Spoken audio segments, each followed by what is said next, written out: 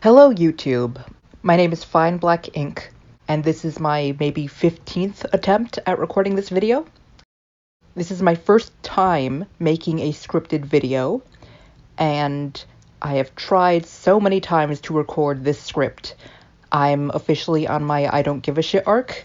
I don't care about my speech impediment. You're just gonna have to listen to me lisp everywhere. But that's okay, because I can speak clearly now. As for the reason that I'm taking this big step into the great expanse of YouTube, I wanted to make a video on 5 years later. I hope you don't misinterpret my attempt at enunciation as aggression, because I am not trying to be aggressive. I'm just trying to enunciate, and I'm not very used to talking. But I wanted to make a video about 5 years later, and for those who don't know, 5 years later, or also known as 5YL, is a popular crossover fan comic created by the Ink Tank LLC, primarily featuring the Ben 10 and Danny Phantom IPs, although it also features Invader Zim and Dragon Ball, among others. According to the inktank.co's About section, the Ink Tank LLC is primarily comprised of President Hershey L.K. Williams, content creator and community manager Avery T. Fro Martinez, artist and designer Ryan O.R. Asher, voice actor and creative mind Kellen Goff, and of course the founder, Robert Kuro the artist, Orpia. I am assuming it is pronounced Orpia. I don't think it's Orpilla. I apologize if I mispronounced any of your names. Sincerely, I know what it's like. There are others that worked on 5 years later, as the About section states. Outside of our 5 core members, we also work with numerous others to assist in additional community management, development on our series Wikia, and are partnered with Elify for sponsorship opportunities. I will link to the Ink Tank YouTube channel below, as well as the webcomic. Now, as to why I'm making this video in the first place, I have been a massive fan of Ben 10 since I was a child. It was a staple of my childhood. It defined me, and it still defines me. And recently, around 2020, I became a pretty decent fan of Danny Phantom as well. And of course, I've seen 5YL make its rounds through the fan base. I've seen it pop up on Twitter and Tumblr every now and then. But recently, I finally got around to reading the comic. And I've had there are a lot of strengths in the comic, but I had some critiques that I wanted to voice, and I thought it would be easiest for me and most appropriate to do so in a video, so I can properly break down exactly what I liked and what I didn't like, what I think they can do better. This isn't an attack. This is not a the Ink Tank is not great, actually. That's not what this is. I just wanted to give constructive criticism about the comic in a productive way.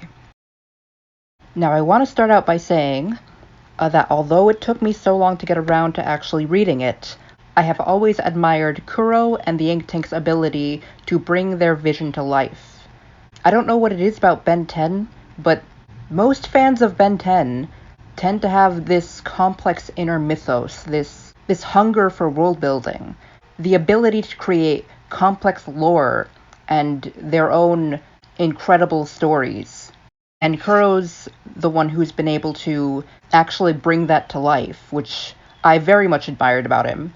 I was not an exception to that rule. I had my own complex story that I never had the confidence to put to paper, and Kuro did encourage me. That is a very big positive that I got out of 5YL. And this is not just limited to Kuro, by the way. I am very inspired by O.R. Ash, by Hershey, by just everyone working on this project. It is very nice to see so much effort being put into this, and seeing fan content being taken so seriously. It's refreshing, and it's encouraging and inspiring. And I'm working on my own project that you can look up somewhere else if you're not a minor. But anyway,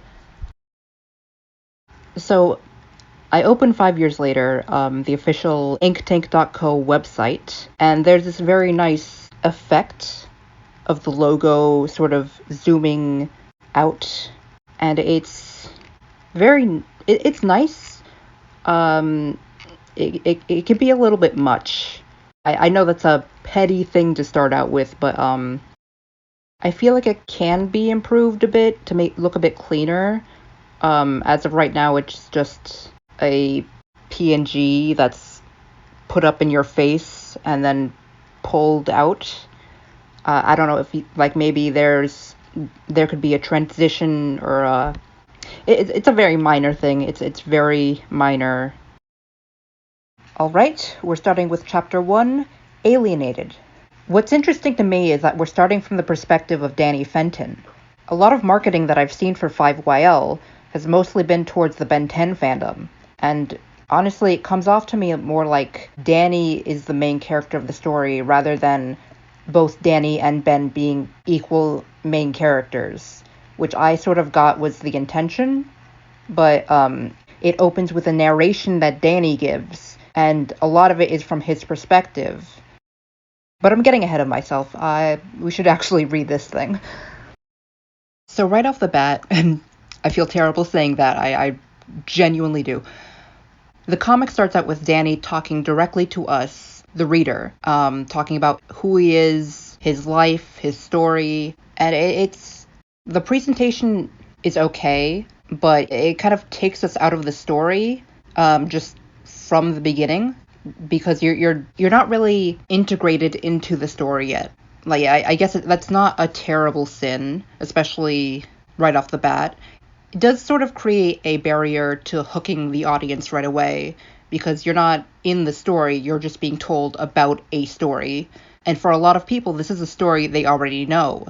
I mean, usually if you come to read a fan comic about Danny Phantom, you have seen Danny Phantom. And I understand Kuro and the Ink Tank were trying to make this accessible to non-Danny Phantom fans, but just the way it was delivered in the beginning, it's an example of tell, don't show, which is generally not what you want to do.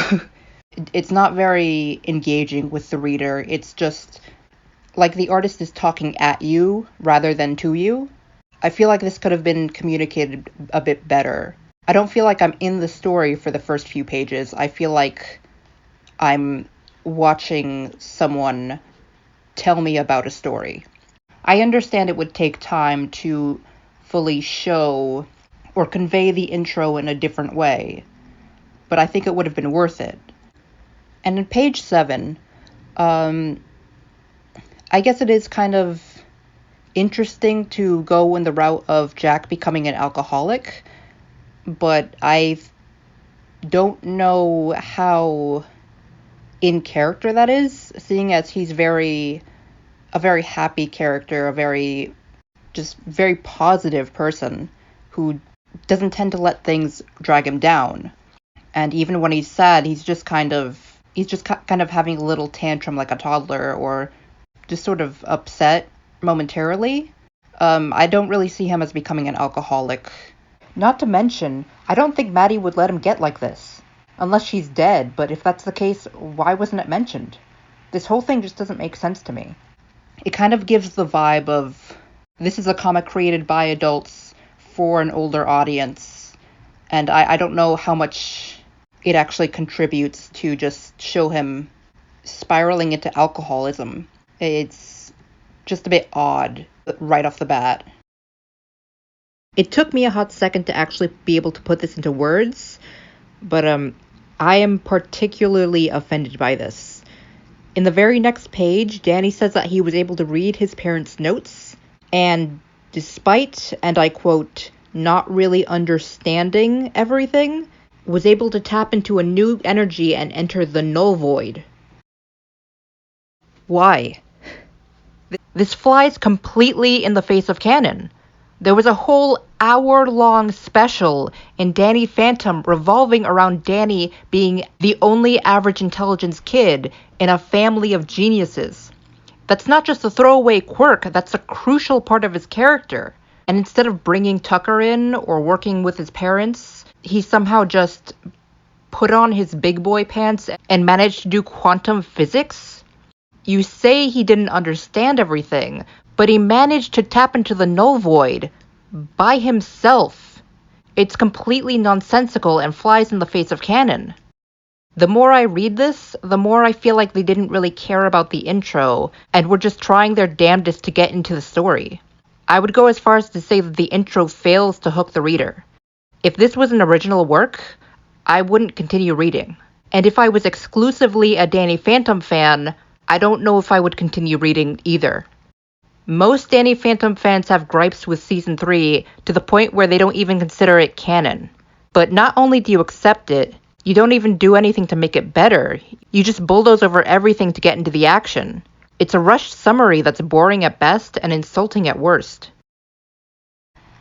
I was intending to go into designs a bit later, but I just have to say that Rook's face is wrong. I'll expand on that in the future, but let's just move on for now. As a positive, I do just want to say a lot of people criticize Ben's facial hair and his looks. I really don't think it looks that bad. I would go as far as to say it looks fine. I could see him having a facial hair like that. I don't see why everyone has such an issue with his, I don't even know what style of beard that is, but Ben looks fine. I think it's a bit confusing that Ben immediately goes into fighting Danny. It just feels like with Heroes United, it makes sense that Ben would just immediately start fighting this mechanical person that he just teleported into. He's disoriented, he's confused. Here it's just you run into a very confused man who it just feels out of character for him to suddenly go, I'm still gonna kick his butt. And it also seems far more out of character for Rook to just let Ben try to fight Danny, even though Danny has not made his intentions clear. Rook's primary purpose as a character is to serve as a foil to Ben, and he often is the one saying, Ben, don't do this, that's a bad idea. But instead, Rook is kind of passive and just allows Ben to start hurling fireballs at this random human who is not dressed up. He's in civilian clothing. It doesn't make much sense to me. It's out of character for Ben. It's out of character for Rook. But we do get this nice, cool transformation sequence with this new Omnitrix. And I feel like that was the whole purpose of trying to start a fight immediately. I don't think the intention of the introduction to the story was to create a story. I think it was more to show off the IPs of, look at how we can draw the transformation sequence, look at this epic battle. And it's a little disappointing. But I will admit, it is very challenging to make a hook, to introduce a story. And I understand, as a writer and an artist, I understand the desire to just immediately jump into the actual story, the meat of it. But I see a lot of action, I see a lot of fighting. I don't see any real reason to be invested besides this is Danny Phantom and Ben 10 fighting. Which it's nice. I don't think that there's no point in unnecessary fighting. I think it can be fun. But I have to say that it's a weak introduction to the story. The visuals are nice. The action sequence is fun. But I don't have any actual reason to be invested. One of the more consistent problems I have with the comic, these little title cards or these little pop-ups stating what the alien is, what species it is, some info, I think it kind of takes you out of the story again. It looks like a showcase to make something look cool, but it doesn't really contribute much. I feel like it would do better at the end of each chapter. It's kind of jarring for it to just be in the middle of the action. Like, it worked for Swampfire because he had his own big transformation sequence at the beginning, but it doesn't work so well for Ghost Freak, who's in the middle of ensnaring Danny. I understand for Echo Storm, that's a very difficult thing to portray visually, but I don't think they managed to pull it off, unfortunately. A positive I will point out is that at the bottom of the panel in the Echo Storm, it's pretty coherent to look at. You can see the platform that they walk on, and you can see Danny pretty clearly. But Echo himself, the blur effects are understandable for the sound wave effects, but it's just a little... The effects don't really make sense. The direction of the sounds don't make sense. The action lines. It feels a bit confused. I don't have any specific ways to correct it, but just the fact that the center is clear and the surrounding areas are blurry, it doesn't look like I'm being attacked. It looks just odd, like a strange photo effect.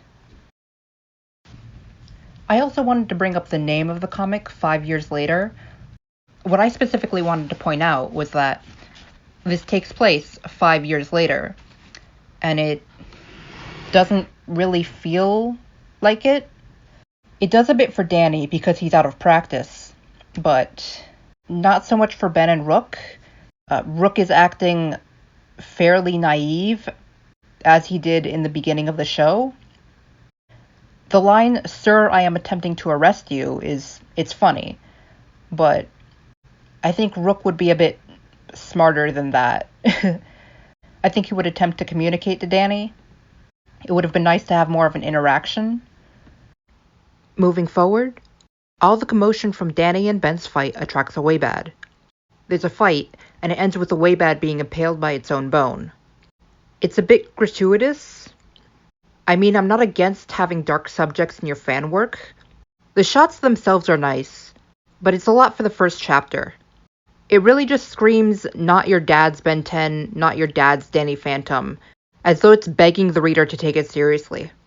I feel like this would have more impact if there were more substance to the story, or at least if they had started out with some decent character exploration.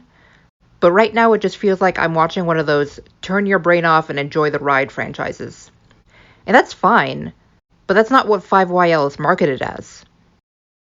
Danny and Ben then go on to talk about where Danny's from, their different universes, etc., etc.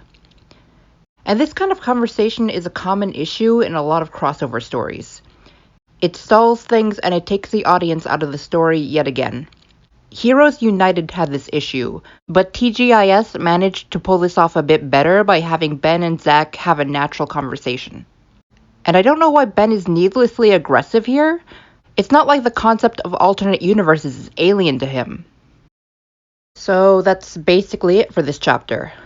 I know this video was a bit all over the place, but hopefully the next video will be a bit more coherent. I'll have learned a bit more about making videos, and it'll be easier to follow, and it will flow easier. I will be making a video for each chapter of 5YL, because I do have a lot to say. Knowing how seriously the Ink Tank and Kuro take 5YL, hopefully they appreciate this critique. Again, this is not meant with malice. I hope everyone has a good day.